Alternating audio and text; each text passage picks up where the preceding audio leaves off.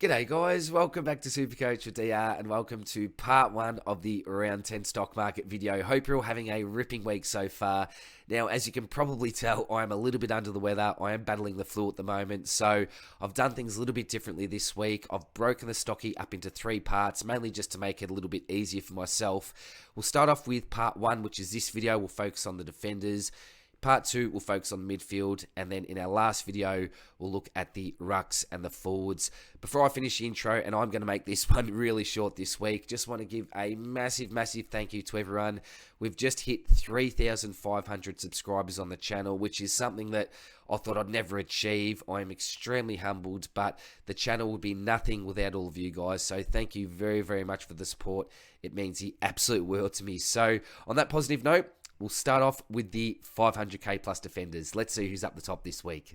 The man at the top of the list this week is Jack Sinclair, and I tell you what, I was so close to trading him in last week, but his break-even was higher than his best score of the year, so I thought it'd be safer just to wait a week, but he went bang with 138, which was his best score of the year. 32 touches, going at 87% efficiency, playing off half-back, has a nice role, uses the ball well, takes most of the kick-ins, has some handy DPP. I suppose a downside to the pick is the fact that he will play this week, then sit out the round 12 bye, so you could look to trade him in round 13, but you'll most likely be paying around the 550k mark for him. Houston played well on the weekend, starting off a wing, gathered 30 touches, 23 of those kicks, and also had a game-high 7 marks. Shares the same bye as Sinclair, so I'd prefer him over Houston, but he could still work out. Georgie Boy is officially our D1 in regards to season averages, obviously down on total points as he missed a game, but apart from that, hasn't put a foot wrong. While I'm under, actually, the top 6 averaging defenders to date are Hewitt, Sicily, Stewart, Sinclair, Doherty and Short. So they're probably the big 6 that you should be looking at the moment. But back to Georgie, his lowest score of the season is a 111, and that is phenomenal for a bloke that we paid under 400k for. The recruit of the year, in my opinion. Although Will Brodie may be laying claims to that as well, but he's a player you need to have on your side. If you don't own him, I'd make him a priority as soon as you can. Jordan Dawson's had a ripping few weeks, really staking his claims as a top 6 to 8 defender this year. Apparently copped a knock and did some damage around the ear region, but should be right to go this week. 2 of his 3 highest scores for the season have come in the past fortnight, and this is partly due to his role. Only the 22 touches, but 19 of those were kicks, clunked 10 marks, won himself a couple of frees, hit the scoreboard as well. So great for Crows fans to see that he's starting to inflict some more damage and have a bigger impact on the game. After a tough matchup this week down in the category, he does play West Coast, Gold Coast and North in consecutive weeks, so possibly some more nice scores to come. Does have the round 13 bye, which is pretty decent for defenders, but lots of people will be struggling in the midfield and the forward line, particularly during that bye. My man Daniel Rich pumped out his highest score of 2022 with a 127, 33 touches, which was his highest count for the year, and 25 of those were kicks. The pattern seems to be 100 every second week, then back to the 80, 90 mark the week after. So from round 1, he's gone 71, 124, 81, 105, 84, 106, 89, 117, 91, and then 127 last week. So hasn't hit the ton for consecutive weeks all year, which is a concern, but at the same time, his floor is pretty high. This man, James Sicily, I've got the double fire symbol on him this week, and for good reason. He's been lighting it up.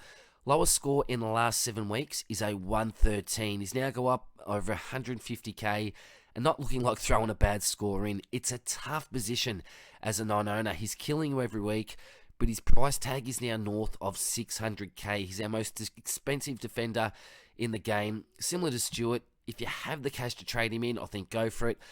If not, you're simply praying that he has a down game and can get close to 550k, I think. Bailey Dale, another really consistent season from him. Mr. Consistent. First time in a month that he hasn't gone 100 plus, but a 94 is easy to stomach as a floor type score. Don't mind him as a pick. Just a really safe option, as I said. Tommy Stewart is someone that I'm probably priced out of at this stage, so well done if you already own him. Only gone under 100 twice, and his score of 122 against the power was his third highest for the season. He's as safe as houses, as the symbol suggests, but at almost 600k, it's a high price for a defender. Don't get me wrong, you're buying absolute quality here, and if you got the money, go for it, but you are saving around 50k by going a Dawson or a Dale type who share the same buy. And Crispy, really safe pick. If you want a bloke that will play every game, give you around a 105 average, then here's your man. After a slightly rocky start, he's had a really solid season. Hasn't gone under 100 in the last 7 weeks, so I think he'll be on the borderline of the top 6 defenders. Zorks, I was keen on a couple of weeks ago when he presented some value. Got a massive ceiling, but we're really yet to see that this year. First time in a month he's gone under 100 with an 84 against the Hawks, but I'm shying away from him now as I think there are probably safer picks that should be able to average as much or slightly more than him. Shorty, easy trading if you don't own him. If you're looking for a round 12 buy player, don't think too many people are in that position, but he's only gone under the 100 twice and will rarely let you down. Doc, now I traded this bloke in on the weekend. Wouldn't you know it, post his lowest score of the year. The DR curse continues, but look, he did cop a pretty heavy knock from JPK, which initially I thought may have been a concussion, but spent some time off and managed to return to the field, which was good. Actually took 2/3 of the kick-ins, which was a season high for him. Not sure if that's got to do with Zach Williams out of the side at the moment, but it certainly helped to get his score ticking along a bit. And without these bonus chips, he may have been facing a very dire score. I still think he's a safe pick, and looking like a nice post-buy target. Flostone, his first major failure for the year with a 68, 20 touches and 3 free kicks, 4, but probably not worth the risk of bringing him in. Pendle's only the 16 touches, which was a low for him, but piled on the defensive pressure, laying 9 tackles. May still have been feeling the ill effects from the previous week, but been ultra consistent this year, still looking like a pass me at this stage. With 18 touches, but only 345 metres gained for 68 points. A couple of frees against didn't help him, and only 3 of his touches were contested. Still a nice pod, and we know about his ceiling, but probably other players in better touch, but his price point is starting to become friendlier. And Isaac Cumming, after 2 really nice scores for 135 and 128 in round 7 and 8, where he averaged 31 touches, he couldn't maintain the rage and has delivered his owners an 89 and a 71 in the last couple, only averaging the 21 possessions. One to avoid for now, lost a few of the kick-ins, but a sneaky pod option later on the year if you are looking for one. Onto the defenders, 250 to 500k, and only 2 blokes are averaging 100 plus in this price range, and that's McGovern with a 100.5 average and Saad, who's averaging 100 on the dot. The next best is May with an average just over 97. So I wouldn't say that this is really a price range to invest in my opinion. It's more about who we need to move on. Now, some people may be thinking of bringing in Kitty, as he was a semi-popular preseason pick, but he won't be a keeper, has already rised in price and won't make enough cash to be a decent cash cow. Don't let the negative break even fool you. Love him as a player though, and top bloke off the field. Paddy McCartan just continues to impress me. A reliable on-field rookie with a nice role for SuperCoach. If possible, I'd love to keep him as my D7 for the rest of the year, but a lot of that will depend on cash gen from other players, and I'm not sure if I'll have the luxury to do so. If you do need his cash, I suppose it's okay to flip, but ideally hold at least 2 more weeks so you can both increase in value and provide cover for round 13, because the likes of Short, Hewitt, Sinclair, Doherty, they're all going to be unavailable. David Swallow, loving his new midfield role, put his name up as a pod a couple of weeks ago, and he's delivered a 114 3-round average, which is clearly the best on this list. The main issue is that if he goes back to his old role, he may go back to scoring 40s and 50s, but he hasn't gone below 100 in the last 3. A very sneaky pod option, but you'd have to have balls of steel to bring him in. Sam de Koning, what a ripping season he's had to date. A man who I'd pegged in for a 50, 40 even type average at the start of the season, so gone way beyond that, as a pretty reliable on-field option for us until we look to upgrade his spot. Ideally a hold in the next 2, then flip before his buy in round 13. His DPP could also allow you to make some funky swings if you're upgrading. Mitch Hinge, after looking good in his first 3 rounds of the season, he hasn't done much since, missed a few games, and his highest score in his last 4 outings is a 58, which he scored last week. Best plan is letting cover for round 12, I think, and then trading out before his buy for a Sinclair, Doherty short type. Ridley missed last week, but hopefully he's back this week. Had an indifferent season to date, but been in some okay form lately. Lizard, he's been tearing it up lately. 3 tons on the trot, taking the Seagulls kicking chips and playing a nice role. He could push up to the 500k mark around his buy, but I'd feel safer paying up an extra 50k for a more proven option. Entertainment value, though, owning this bloke would be massive. Gipka's been a successful rookie for those who started him, made over 160k, and with the first buy, looks like a trade-out target for mine. That break-even's now above his season average, and coming off a couple of 60s, I think it could be a good time to flip. You could keep him if you need cover for around 13 and 14 buys, though. Luke McDonald had a season-high 11 kick-ins from 16 on the weekend, so around 69%. Really interesting player, as we've seen him score premium numbers at the back end of 2020. The main question here is, how does Aaron Hall affect him? Consistency is an issue. His 2 lowest scores are a 28 and a 63. His 2 highest being a 127 last week and a 140 in round 1. So some nice bookends to his scoring, but a little bit all over the shop in between. There could be value, but doubtful that he can manage keeper status. Rioli, similar to Blakey, had a decent season, but isn't keeper material. Only 2 tons in his last 6 matches, although he did reach 3 figures last week. And Luke Ryan, a well below par season to date, which is evident when you look at his current price. Only gone over 100 3 times this year, one of those being last week with a score of 102 against the Pies. But one I would avoid for now, and not looking anywhere near a top 10 defender. Adam Sard, as I mentioned before, his season average is 100 on the dot, has a first buy, shares that with some really popular options, so one that I'd just pass on. Dacos, many have already cashed in, but I'm holding for cover up until his buy. Will most likely drop in value up until then, but I'm prepared to lose a little bit of cash for some on-field points.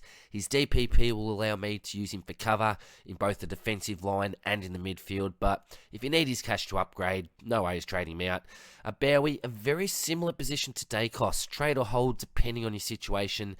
I'd be holding Dacos over Bowie if you own both of them, mainly due to that DPP. Stephen May, the kicking kin, has the last buy, but a mediocre 3-round average means there's no reason to look to bring him in. The Gov been inconsistent for the last month with scores of 62, 107, 115 and a 68. The variation's probably just too wide for me. The Seagull, Jake Lloyd, now lost over 90k in his starting price, has only gone over 100 once in the last 5 weeks. A shell of his former self and doesn't really seem relevant this year.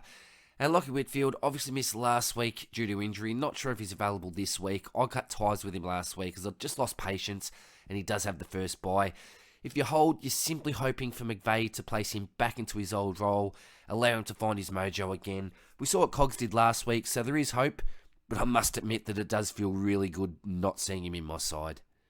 And we'll finish off with the defenders under 250k, and at the top of the list this week is Luke Cleary. Finds himself on the bubble after impressive first couple of games, was drafted as a 19-year-old, 190 centimetres, got a light frame, so a few pre-seasons in the gym will do him good. But watching him on the weekend, he did seem comfortable at the level, made some nice decisions, scored the 75 points against the Suns from 16 touches, had an even kick-to-handball ratio, 6 contested possessions, only 133 metres gained, so I would like to see him improve on that. The week before, he scored 61 points against the Pies from 13 touches and 7 marks, so that's pretty decent for a rookie. All the signs point to him being a good pick. The only concern I have is his job security. The Dogs do have a few players to return, and he faces competition for the spot. Duray should come back this week. I know Crozier's playing in the seconds. He's fit, ready to come in. So there's a chance that he even plays this week and then gets dropped during the buys, which would be pretty shambolic because we do need him covering. If he is named this week, though, I'm bringing him in for sure. I skipped Buku and Thompson last week, who we'll touch on in a sec. So I'm in need of a defensive upgrade, and he's by far the best option this week. Deserves to keep his spot, but as we all know, Bevo can be a little bit hard to read at times. The next one we have here is Buku. Basically zero impact on the game after looking like an exciting prospect last week. Didn't impact aerially, didn't make much for contest, didn't slot a goal, only the one behind this week. And all of a sudden, his cash gen will come to a slight halt, and his position in the team is looking a little shaky. Jamara has been underperforming in the twos, but he'll be vying for his spot. There are a couple of others who may also be able to play his role, so owners would be hoping he keeps his spot for now and has some sort of an impact on the game. If not, he could be dropped, and your backline buy cover may not be as strong as what you had planned. At this stage, don't trade him in, but I wouldn't trade him out. But speaking about trade outs, Rory Thompson is a sell. Super unlucky as he was on fire in the first 10 minutes. A strong contested intercept mark, 4 possessions, and was on 30 points up until his injury. He did lose some points his scaling, and he did also lose some teams a trade. I think it's a meniscus injury, not an ACL, which is good news, but he can no longer cover for the buys. And look, as much as it hurts, I think that a side swap for Cleary has to be on the cards this week. Really unlucky, but his injury history was well documented, and it was always a durability risk. Flynn Perez, been a disappointing rookie. Do we trade? Do we hold? Whatever suits your buy structure and future planning. And Wanganeen Miller, definitely on the chopping block this week. I highly recommend trading him. He does have the first buy, looking to lose cash this week, so if you do have him, move him on if you can. So that's it for part 1 of the Stocky this week. Hopefully you found a nice defender or two. I'll see you very, very soon for part 2 of the stock market video, where we'll take a look at the midfielders. Take care, guys, and I'll see you soon. Bye.